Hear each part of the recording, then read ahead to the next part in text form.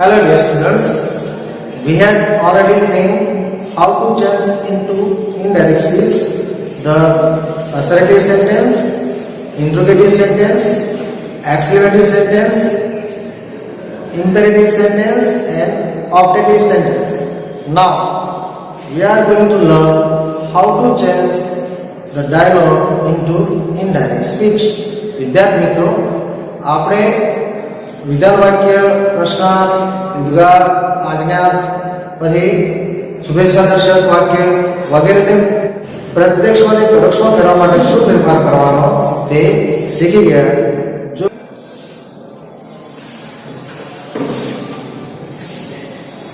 Hello dear students, we had already seen how to change into indirect speech the assertive sentence, interrogative sentence, exclamatory sentence, imperative sentence and optative sentence. વિદ્યાર્થી મિત્રો, આપણે વિધાન વાક્ય, પ્રશ્નાર્થ વાક્ય, આજ્ઞાર્થ વાક્ય, શુભેચ્છા દર્શક વાક્ય, ઉદ્ગાર વાક્ય વગેરેને પ્રત્યક્ષમાંથી પરોક્ષમાં ફેરવવા માટે શું ફેરફાર કરવા જોઈએ તે આપણે શીખ્યા.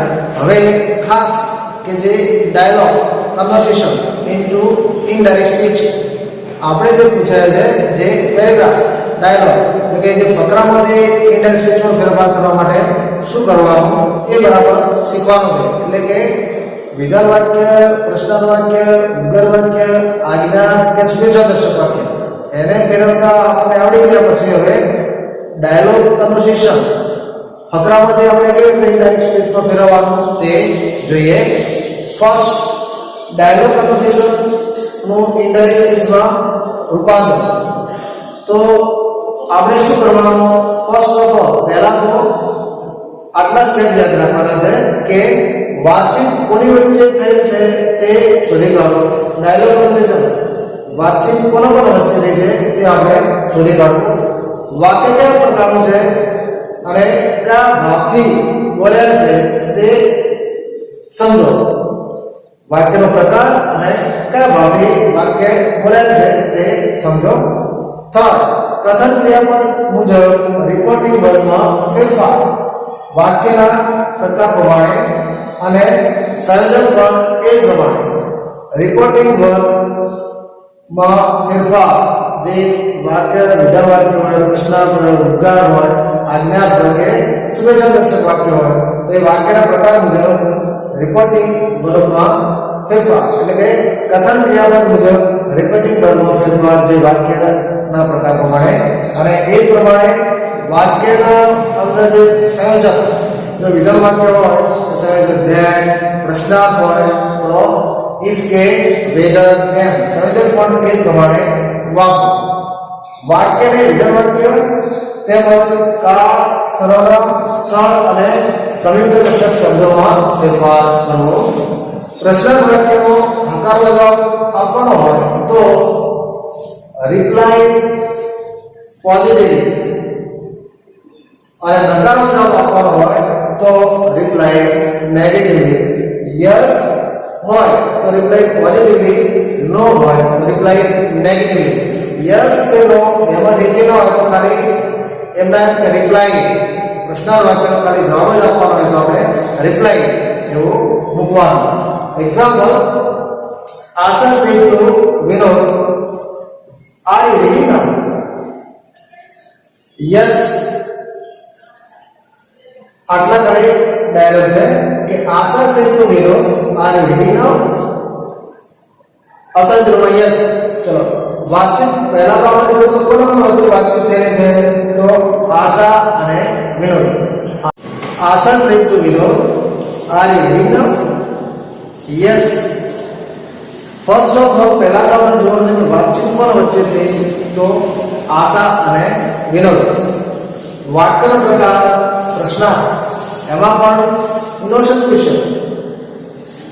જવાબ યસ એટલે હકારમાં જવાબ.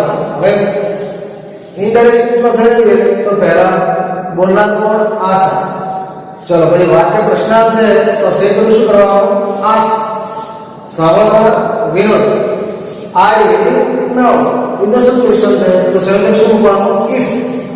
અને આર યુ રીડિંગ કાળ કાળ છે ચાલુ વર્તમાન કાળ સામ રહેવાનું ચાલુ ભૂતકાળ તો આ રીતે વાક્ય રહે કે આશા asked Vinod if he was reading nouns to show then એટલે કે સર્વનામ કાળ સ્થળ અને સંયુક્ત દશક શબ્દોનો પણ ફેરફાર યાદ રાખો તો આપણું વાક્ય એમ થાય કે આશા asked Vinod if he was reading then ચલો જવાબ જે છે એ યસ નકામા છે તો વિનોદ રિપ્લાય પોઝિટિવલી યસ હોય તો રિપ્લાય પોઝિટિવલી ટુ આશા સંયોજક શું મૂકવાનું that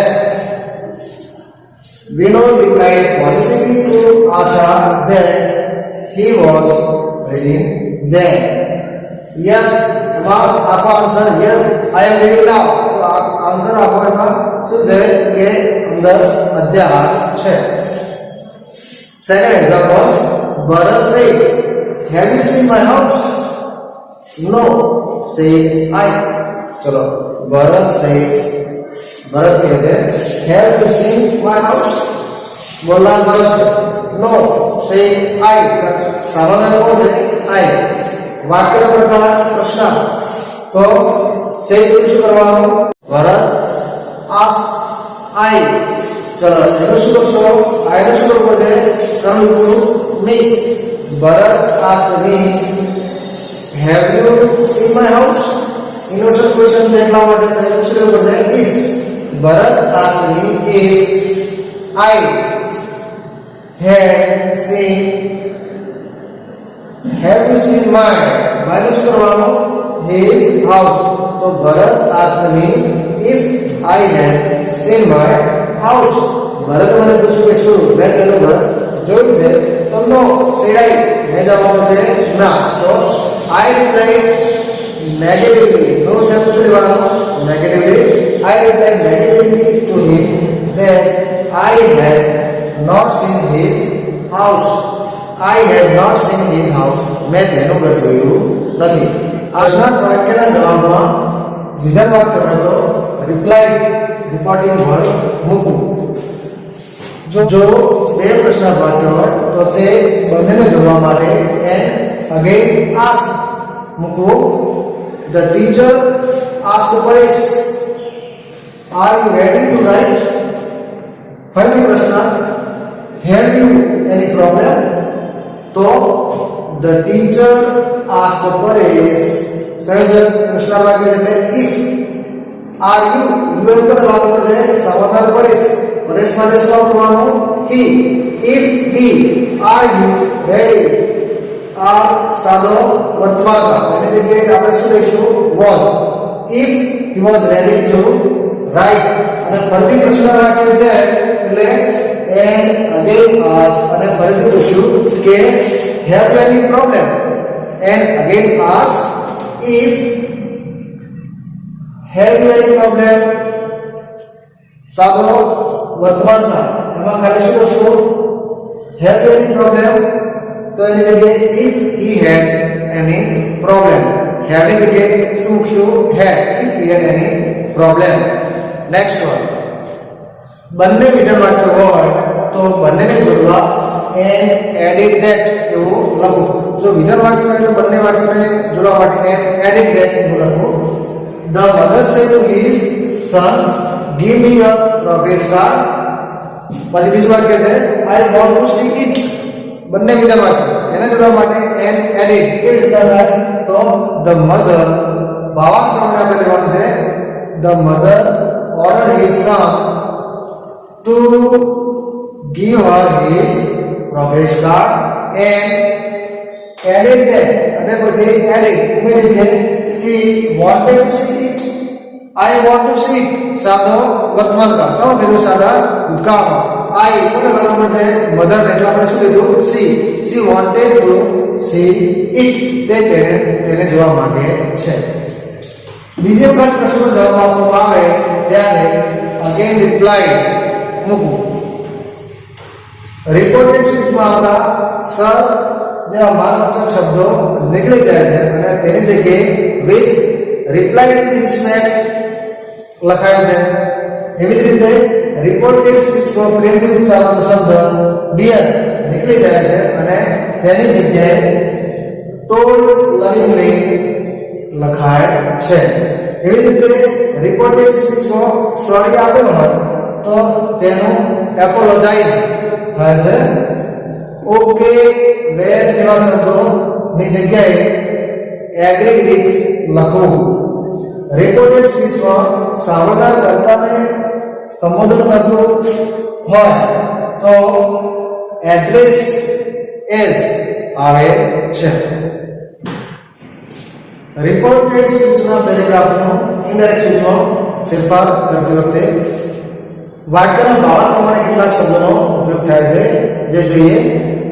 આમંત્રણ આપવા માટેનો ભાવાર્થ હોય તો ઇન્વાઇટેડ, માહિતી આપવા માટે હોય તો ઇન્ફોર્મ, ફરીથી કહેવા માટે હોય તો રિપીટેડ, ઉત્સાહ દર્શાવવા હોય તો રિપ્લાય એન્થુઝિયાસ્ટિકલી, આજીજી કરવાનો ભાવ હોય તો બેગ, ખાતરી કરાવવાનો ભાવાર્થ હોય તો રિએશ્યોર, પૂછપરછ કરવા માટેનો ભાવાર્થ હોય તો ઇન્ક્વાયર, વર્ણન કરવાનો ભાવાર્થ હોય તો નેરેટિવ, ભારપૂર્વક કહેવા માટેનો ભાવાર્થ હોય તો ટોલ્ડ ઇમ્ફેટિકલી, ફરીથી કહેવા તો ફર્ધર ટોલ્ડ, આશ્ચર્યપૂર્વક કહેવા માટેનો ભાવાર્થ હોય તો ટોલ્ડ વિથ સરપ્રાઇઝ, અભિનંદન કરવા માટે હોય તો ગ્રીટેડ, બૂમ પાડીને કહેવાનો ભાવાર્થ હોય તો શાઉટેડ, જાહેરાત કરવા માટે હોય તો એનાઉન્સ, પછી વિનમ્રપૂર્વક કહેવા માટેનો ભાવાર્થ હોય તો ટોલ્ડ જેન્ટલી, યાદ અપાવવા માટે તો રિમાઇન્ડ, જિજ્ઞાસાપૂર્વક કહેવા માટેનો ભાવાર્થ નીકળે તો ટોલ્ડ ક્યુરિયસલી, માનપૂર્વક કહેવા માટે ટોલ્ડ રિસ્પેક્ટફુલી, દ્રઢપૂર્વક જવાબ આપવા માટે રિપ્લાય ફોર્મલી, ખચકાઈને કહેવા માટે ટોલ્ડ હેઝિટેટિવલી, ચિંતાપૂર્વક કહેવા માટે ટોલ્ડ એન્સિયસલી અથવા તો વરીડલી, આઘાતપૂર્વક કહેવા માટે ટોલ્ડ વિથ શોક, દાવો કરવા માટે ક્લેઇમ, કટાક્ષપૂર્વક કહેવા માટે ટોલ્ડ સેટારિકલી, આગ્રહ દર્શાવવા માટે ટોલ્ડ ઇન્સિસ્ટિંગલી, ફરિયાદપૂર્વક કહેવા કમ્પ્લેન, આશ્વાસન આપવા માટે કન્સોલ, આનંદપૂર્વક કહેવા માટે ટોલ્ડ ચીયરફુલી, તેમજ ઉત્તેજનાપૂર્વક કહેવા માટે ટોલ્ડ એક્સાઇટેડલી જેવા શબ્દોનો ઉપયોગ થાય છે. રિપોર્ટિંગ વર્તન ફેરફાર. રિપોર્ટિંગ વર્ગમાં ફેરફાર શું તે જોઈએ. જો વિધાન વાક્ય હોય તો ડાયરેક્ટ સ્પીચમાં સેડ ટુ નું ઇનડાયરેક્ટ વર્ડ તો કોઈ સંયોજક શું મૂકવાનું ધેટ. પ્રશ્નાર્થ વાક્ય હોય તો સેડ ટુ નું આસ્ક, સંયોજક ઇફ કે વેધર અથવા તો જે ડબલ્યુએચ વર્ડ હોય તે. ઉદ્ગાર વાક્ય હોય તો સેડ ટુ નું એક્સપ્લેન વિથ અને ભાવાર્થ પ્રમાણે પ્રેઝ, સોરો, જોય, એંગર, ડિસલાઇક, સરપ્રાઇઝ, લવ, પીટી, ફિયર વગેરે અને સંયોજક શું મૂકવાનું ધેટ. આજ્ઞા વાક્ય હોય તો સે ટુ બરાબર ભાવાર્થ પ્રમાણે order, requested, advice, suggested, walk, threaten વગેરે મૂકવું. અને જો વાક્ય હકાર હોય તો સંયોજક તરીકે હકાર વાક્ય મૂકવું અને નકાર વાક્ય હોય તો નોટ ટુ મૂકવું. શુભેચ્છા દર્શક વાક્ય હોય તો સે ટુ બરાબર વિશ અથવા તો પ્રે કે સંયોજક ધેટ મૂકવું. ડાયરેક્ટમાંથી ઇનડાયરેક્ટમાં ફેરવવા માટે કયા શબ્દો દૂર કરવા તેની જગ્યાએ શું ઉમેરવું એ પણ યાદ રાખો. વાક્યમાં વોટ કહેવા એટલે ઉદ્ગાર વાક્ય હોય, વોટ કહેવા હોય તો તે કાઢી નાખવા. તેની જગ્યાએ વિશેષણની આગળ વેરી, રિયલી, ઇનડીડ જેવા શબ્દો ઉમેરવા. વાવ ઉદ્ગાર વાક્ય વાવ તો એક્શન વિથ પ્રેઝ. એલાસ દુઃખની લાગણી. એક્શન વિથ શોક, હુર્રા આનંદ. તો એક્શન વિથ જોય. આ અથવા તો ઓ હોય તો એક્શન વિથ સરપ્રાઇઝ. સોરી હોય તો તેને દૂર કરીને એપોલોજાઇઝ, ડિયર હોય તો ટોલ્ડ લવિંગલી, સર હોય તો રિપ્લાઇડ વિથ રિસ્પેક્ટ, યસ હોય તો તેની જગ્યાએ રિપ્લાઇડ પોઝિટિવલી. એવી જ રીતના જો નો હોય તો રિપ્લાઇડ નેગેટિવલી, ડુ નોટ હોય તો તેની જગ્યાએ not to, best of luck તો આપણે લખશું વિશ.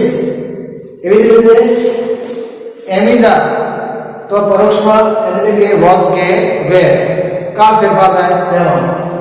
વોઝ વેર ક્રિયાપદ સ્થાને આવે તો વોઝ વેર, તો હેડ બીન એટલે કે એમિઝા ક્રિયાપદ સ્થાને હોય તો તે સાદો વર્તમાન કાળ, તો આપણે એને સાદા ભૂતકાળમાં વોઝ કે વેર.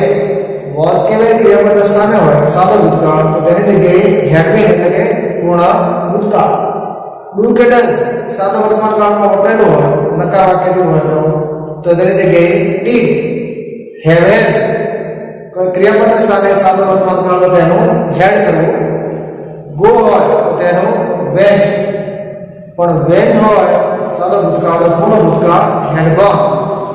એવી રીતના સેલ કે વિલ સાદો ભવિષ્યકાળ હોય તો તેનું વુડ કરવું. કેન હોય સહાયક ક્રિયાપદ કેન તો તેનું કુડ કરવું.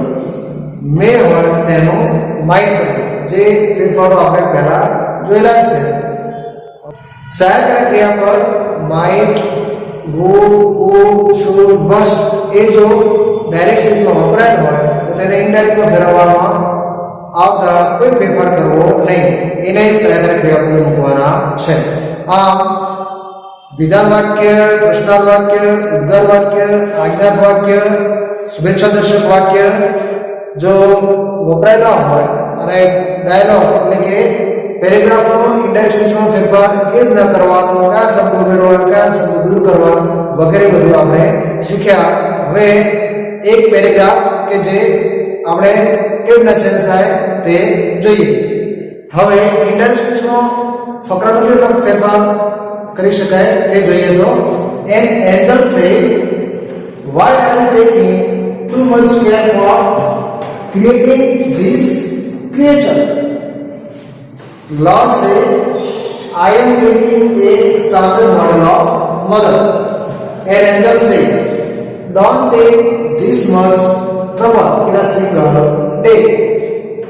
Lord said, but I have completed most of the work now.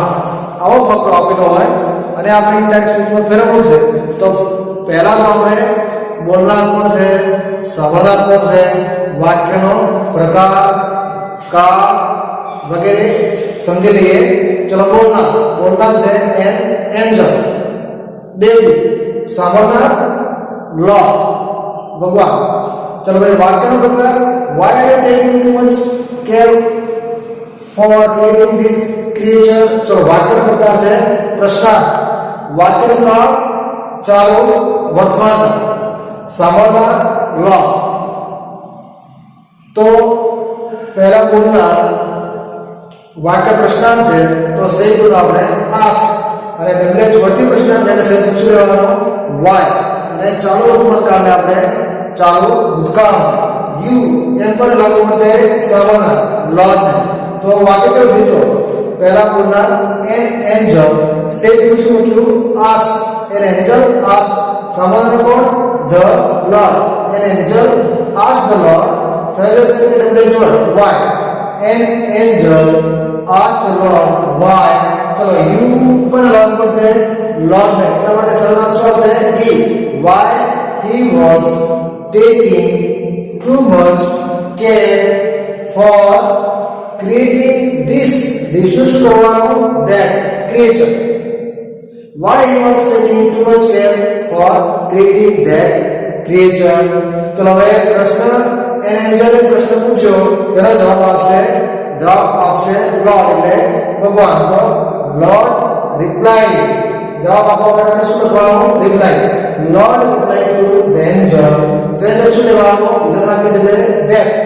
Lord reply to the angel that. ચલો I am creating a standard model of mother. તો I કોને લાગુ પડશે બોલનાર Lord, એટલે સર્વનામ શું કરવાનું he. I am creating ચાલુ વર્તમાન કાળ. શું કરવાનું ચાલુ ભૂતકાળમાં. તો Lord replied to the angel that ચાલુ ભૂતકાળમાં he was creating a standard model of mother.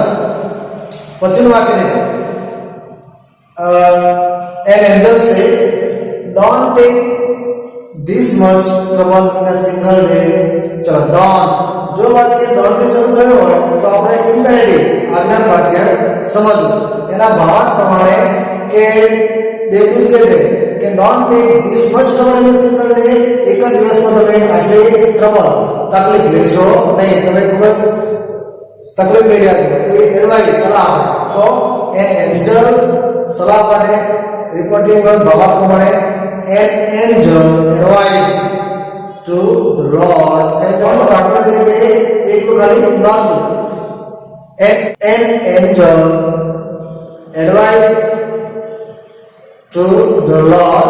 ચલો don't છે નકાર વાક્ય એટલે શું લેવું છું? not to take that much trouble in a single day.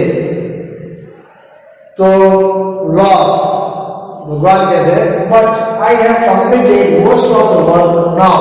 તો Lord told ઇધર વાક્ય છે એટલે told. જો ફકરામાં but કે એન વપરાયેલો હોય તો તેને ઇનડાયરેક્ટમાં આપણે કાઢી નાખવાનું છે. તો Lord told angel that I have completed પૂર્ણ વર્તમાન કાળ સમય વ્યવહાર પૂર્ણ ભૂતકાળ. તો Lord told angel that he had completed most of the work now. Now શું કરવાનું? most of the work now. તો now શું છે? then. Lord told angel that he had completed most of the work then. આ પ્રત્યક્ષમાંથી પરોક્ષમાં ફકરાનો ફેરફાર કરતી વખતે પહેલા તો બોલનાર કોણ, સાંભળનાર કોણ, વાક્યનો પ્રકાર અને કયા વાક્યમાં સંયોજક તરીકે શું લેવું, સ્થળ અને સંયુક્ત દર્શક શબ્દોમાં શું ફેરફાર કરવું, જે આગળ આપણે જોઈ ગયા છે તેને યાદ રાખીને વારંવાર પ્રેક્ટિસ કરવાથી તમે ફકરાનું ઇનડાયરેક્ટ સ્પીચમાં ફેરફાર કરી શકશો. I hope you could understand the topic very